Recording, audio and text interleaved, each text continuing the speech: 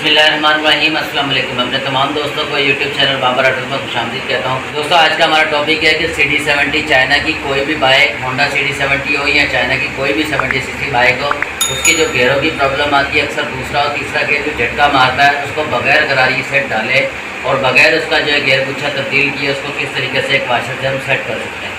दोस्तों बहुत ही आसान है, वीडियो को भी देखें बिना स्किप किए ताकि आपको अच्छे समझ आ जाए। और हमारे नए आने वाले दोस्तों से रिक्वेस्ट है कि मेरे चैनल को लाइक और सब्सक्राइब जरूर कर दें।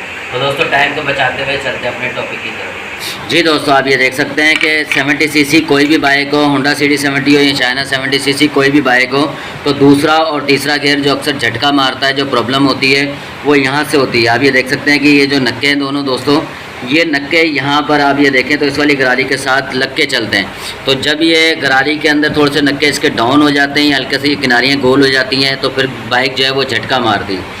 उसका आसान हल ये है कि आप ये देख सकते हैं स्टार वाशर होती हैं दो, एक इस शाफ्ट के अंदर होती है काउंटर शाफ्ट और स्पोकर शाफ्ट, दोनों के अंदर ये काउंटर वाशर, दोनों के अंदर ये स्टार वाशर होती हैं और फिर ये गरारी लगती है। अब ये देखें ये गरारी हमने लगाई है तो इसके नीचे वाशर है। अब वाशर आने से ये जो है गरारी थोड़ी सी ऊपर उठ जाती है। ओरिजिनल के अंदर जो है दोस्तों नीचे दोनों जगह वाशरें होती हैं, स्टार वाशरें दोनों ओरिजिनल जो है वो नीचे आई हैं।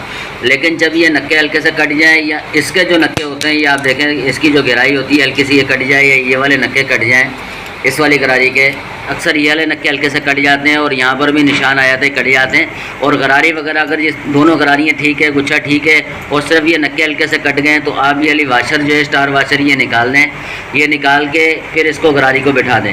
और ये वाली साइड की स्पोकेट साइड की भी जो है स्टार वाशर आप निकाल दें। दोनों की स्टार वाशर निकालने के बाद अब ये गरारी बिठाएंगे और स्टार वाशर बिल्कुल नहीं निकालनी। अगर बिल्कुल निकाल देंगे तो इसके अंदर जो गैप होता है, प्ले जो होती है इसकी अपनी क्लेजिंग जो है वो ज़्यादा आ जाएगी, तो फिर भी गेयर प्रॉब्लम करेगा। स्टार वाशर हम ऊपर की साइड लगाएंगे, यहाँ पर रखेंगे स्टार वाशर ताकि इसका जो गैप है वो बंद हो जाए, क्योंकि कंपनी ने जो वाशरें दी होती हैं उसके हिसाब से इसके अंदर प्ले भी आ जाती है।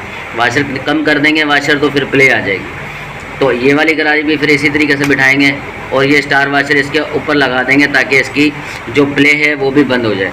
उसके बाद इसके वाशर, ये वाशर दोस्तों वैसे तो नीचे आती है, ये वाशर ऊपर लगाएंगे। लगाने के बाद एक इसकी मोटी वाशर होती है प्लेन वाशर गुटके की, ये वाशर फिर इसके ऊपर रखेंगे। इसके बाद ये फ्री गरारी जो है दोस्तों ये इस पर बिठा देंगे। इसके बाद फिर इसका ये वाली वाशर ऊपर रख देंगे, पीस वाली बेरिंग वाली। अब ये जो है इंशाल्लाह ये जो गुच्छा जो दूसरा और तीसरा गेयर जो झटका मारता है दोस्तों, अब इंशाल्लाह ये जो प्रॉब्लम है ख़त्म हो जाएगी। वाशर ऊपर रखने से ये होता है कि दोस्तों इसके अंदर गैप जो है, यहाँ पर जब वाशर आ जाती है लॉक के ऊपर तो गैप ज़्यादा आ जाता है।